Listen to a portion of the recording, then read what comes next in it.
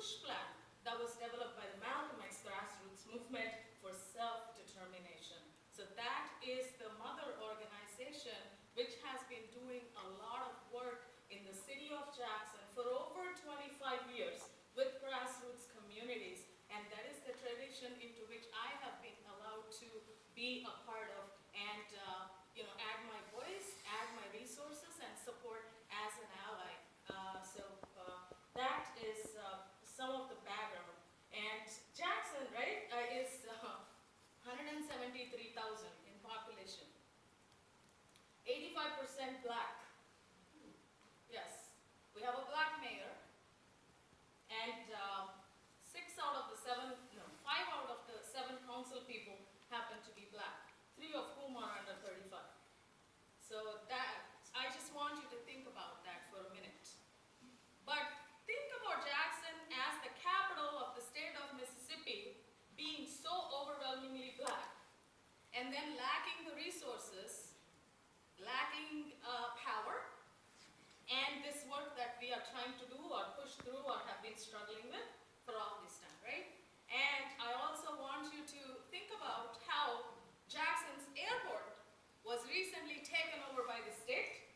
Jackson City's downtown, which is the money-making economic engine of Jackson, was also almost annexed by the state actors, legislative actors, right? So I want you to hold context to what I'm going to share about the human rights work right there.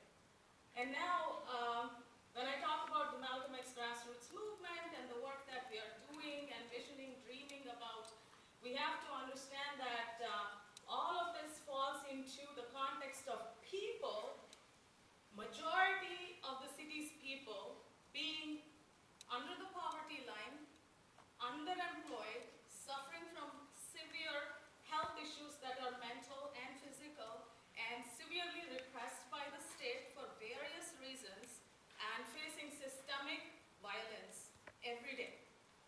And when you think of that, you will also have to kind of sort of hold space for understanding how that continues to inform issues such as public education, issues such as mass incarceration, and how all of that, again, influences people's thought processes who for generations have been willfully uneducated or miseducated by state actors. So this voice, the voice that's emerging for the past 25 years out of Mississippi, specifically out of Jackson, is definitely in tune with the larger national context of movement for Black lives.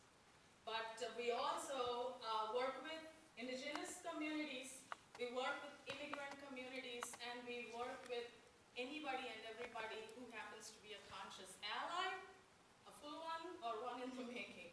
So that is part of how we understand our work towards human rights. But when we are talking about human rights in the city of Jackson and in Mississippi, we are not talking definitely about the UN Universal Declaration of Human Rights. We are talking about a conscious, local, community-based, people-centered human rights framing that's done by the people of Jackson.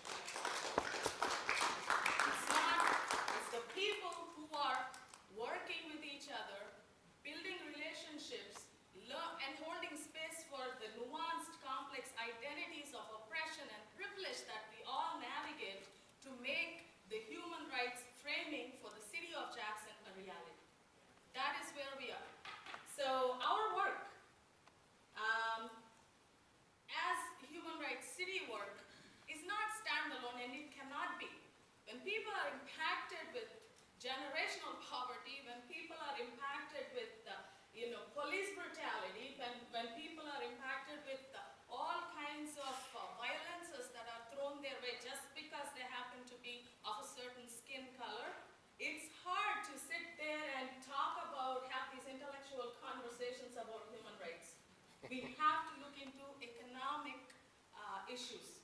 What are some of the ways in which we can move people from the condition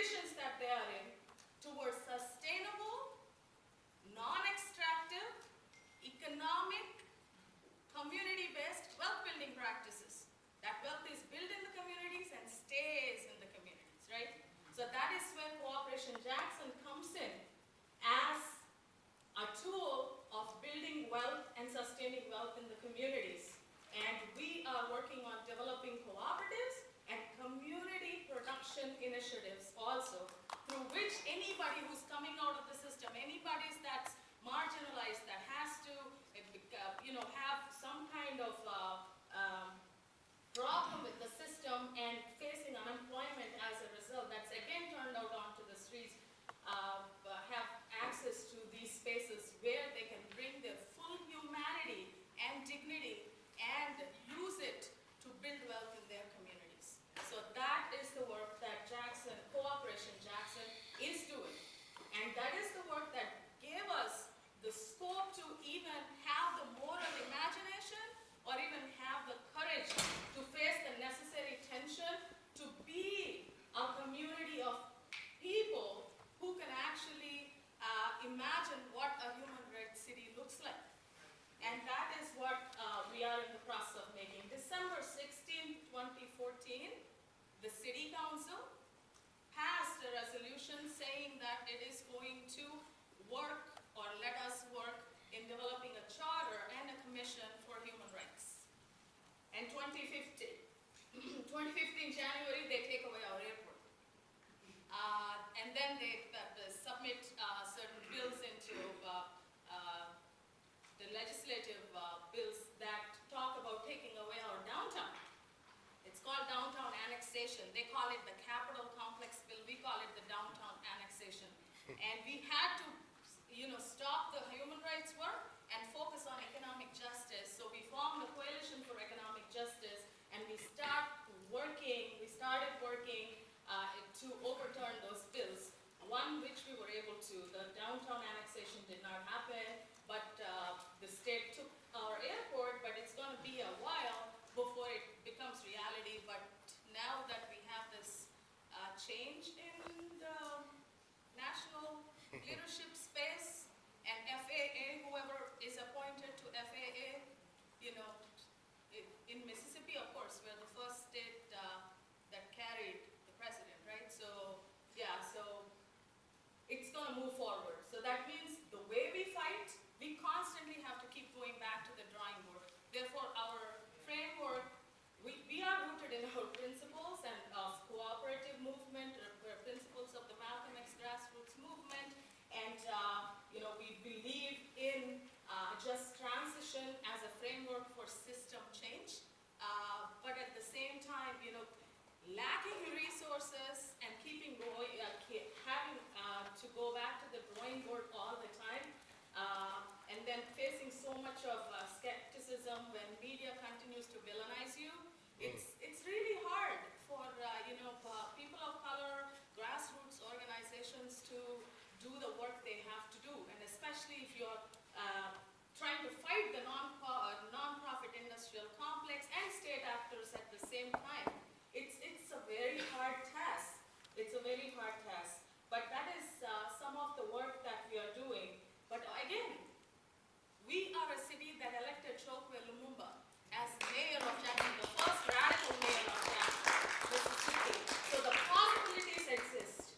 The possibilities exist. We are getting ready to elect Antar Lumumba as the mayor come April. So there's a lot of work that we are doing. And all of that leads to how and why we need to continue to have these conversations on human rights, people-centered human rights. It's necessary that we continue to do this work, but also be conscious of who we are and how we navigate people and what is it that we have to do to build that solidarity, conscious solidarity, local to global, that will connect all of us with all our humanities and also really, really bring about system change.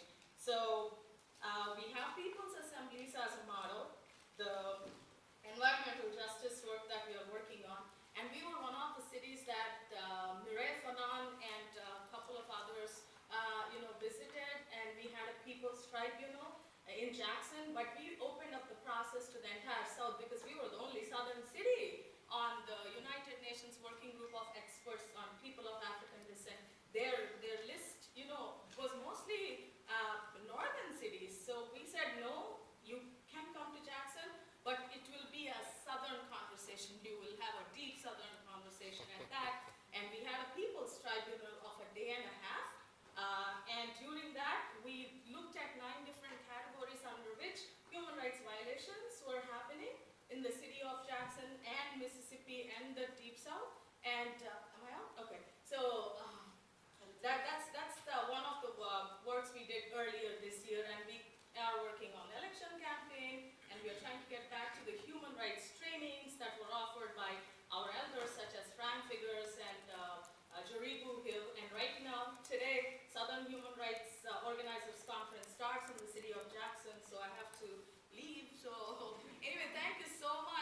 anybody wants to have a conversation, I'm